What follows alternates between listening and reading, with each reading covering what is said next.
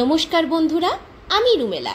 রুমিস taste and ট্রাভেলসে সকলকে স্বাগত। আজকের রেসিপি এঁচোড়ের মালাই কোপ্তা কারি। এঁচোড়ের এই রেসিপিটা ভীষণ সুন্দর, কারণ যারা এঁচোড় খেতে ভালোবাসেন না তারা এই রেসিপিটা চোখ বুজে ট্রাই করতে পারেন, আর যারা ভালোবাসেন তারাও ট্রাই করবেন, বাধা নেই কোনো। চলুন দেখে নেওয়া যাক রেসিপিটা। প্রথমে আগের দিন রাতে কেটে বেছে রাখা এঁচোড়টাকে সেদ্ধ করে নিতে হবে, আর এঁচোড়ের সঙ্গে কয়েকটা আলুও সেদ্ধ করে নিতে হবে। আলুগুলোকে এখানে আমি মাঝখান থেকে কাটিনি, পুরো ফুল আলু খোলা শুদ্ধ প্রেসারে প্রায় 4 থেকে 5টা সিটি দিয়ে নিয়েছি। আপনারা আপনাদের পরিমাণ মতন এঁচোড় নিয়ে তার সঙ্গে আলুগুলোকে সেদ্ধ করে নেবেন। আর সিটির পরিমাণটা আমি এখানে 3টে থেকে 4টে বলেছি, আপনারা চাইলে সেটা বেশিও দিতে পারেন বা কমও দিতে পারেন, এঁচোড়টা কীরকম সেই অনুসারে, কারণ কোপ্তাটা করার জন্য এঁচোড়টা ভালোভাবে সেদ্ধ হওয়া প্রয়োজন।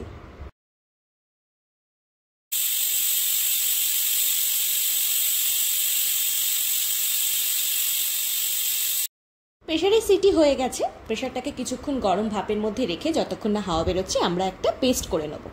আমি 3টে থেকে 4টে টমেটো নিয়েছি, ঝাল অনুসারে 4টে থেকে 5টা কাঁচা লঙ্কা নিয়েছি, আর নিয়েছি আদা, এটা একেবারেই নিরামিষ, পেঁয়াজ রসুন ছাড়া। কাজু বাদাম নিয়েছি 4 থেকে 5টা, আর পোস্তটা আপনারা কমও দিতে পারেন, যতটা পরিমাণ হবে এঁচোড় সেই অনুসারে। আর সামান্য একটু জল দিয়ে পেস্ট করে নেব। একেবারে পেস্টটা মিহি হতে হবে কিন্তু। পেস্টটা হওয়ার পরে আমরা প্রেসার থেকে সেদ্ধ করে রাখা আলু আর এঁচোড় বার করে নেব। আলুর খোসাগুলোকে ছাড়িয়ে নেব। ছাড়িয়ে নিয়ে আমি হাতেই পুরোপুরি এঁচোড় আর আলুটাকে মেখেছি। আপনারা যে কোনো ভেজিটেবল স্ম্যাশার দিয়েও স্ম্যাশ করে নিতে পারেন পটেটো আর এঁচোড়গুলোকে। মানে কোপ্তাটা একেবারে আমরা যেভাবে আলু সেদ্ধ মেখে থাকি সেইভাবেই ভালো করে মেখে নিতে হবে। দেখছেন মাখাটা কতটা স্মুথ হয়েছে। এবার আমরা পরিমাণ মতো দিয়ে দেবো নুন, আর নেব বাইন্ডিংয়ের জন্য ময়দাটা কিন্তু আবার খুব বেশি দেবেন না, খুব বেশি দিলে ময়দার টেস্টটা এসে যাওয়ায় কোপ্তা খারাপ লাগবে। আর দেব জিরে ধনে গুঁড়োটাও আমি এখানে 1.5 চামচ মতন দিয়েছি, হলুদ আর গোটা গরম মশলা গুঁড়ো, তেজপাতা আর বাকি যে সমস্ত মশলাগুলো আছে সেগুলোকে আমি মিক্সিতে গুঁড়ো করে নিয়েছি, মানে এলাচ, দারচিনি, লবঙ্গ, তেজপাতা, শুকনো লঙ্কা সমস্ত।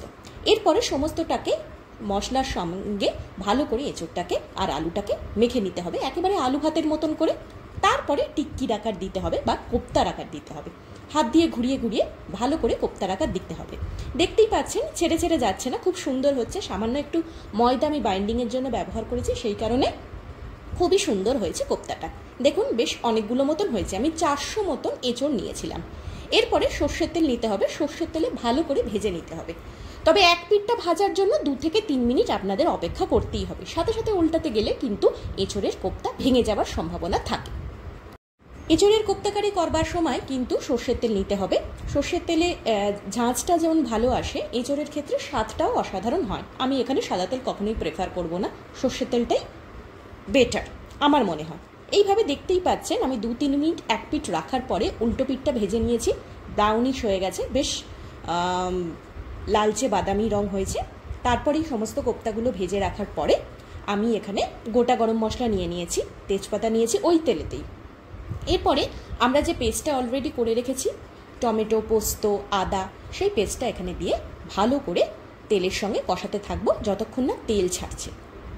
এই রান্নাটা যে কোনো নিরামিষ দিনে আপনি করতে পারেন, কারণ এটা সম্পূর্ণভাবে পেঁয়াজ রসুন ছাড়া হচ্ছে, আদা দিয়ে। আর পোস্তর ব্যাপারটা, পোস্ত যদি অনেকে স্কিপ করতে চান তাহলে স্কিপ করতে পারেন, কিন্তু অসুবিধা নেই। স্বাদ মতো লবণ দিয়ে দিয়েছি, লবণ দিয়ে ভালো করে খানিকক্ষণ নাড়াচাড়া করার পরে জিরে ধনে গুঁড়ো, আর যেটা এখানে মাস্ট সেটা দিতে হবে মালাই দুধটা, দুধের ওপর খানিকটা সর থাকবে সেই রকম দুধ দিতে হবে, বা ক্রিমও ইউজ করতে পারেন। আমি এখানে নিয়ে নিলাম সামান্য হলুদ আর একটু চিনি। সরযুক্ত দুধ আমি এখানে ব্যবহার করেছি। অনেকে দুধ স্কিপ করে বাজার চলতি যে সমস্ত ক্রিমগুলো পাওয়া যায়, সেই ক্রিমগুলো, ফুড ক্রিমগুলো পাওয়া যায়, সেইগুলোকে ব্যবহার করতে পারেন। দুধটা প্রেফার করেছি এই কারণে, দুধ দিলে মানে সরযুক্ত বা মালাইযুক্ত দুধ দিলে স্বাদটা আরও বেশি খোলতাই হয়।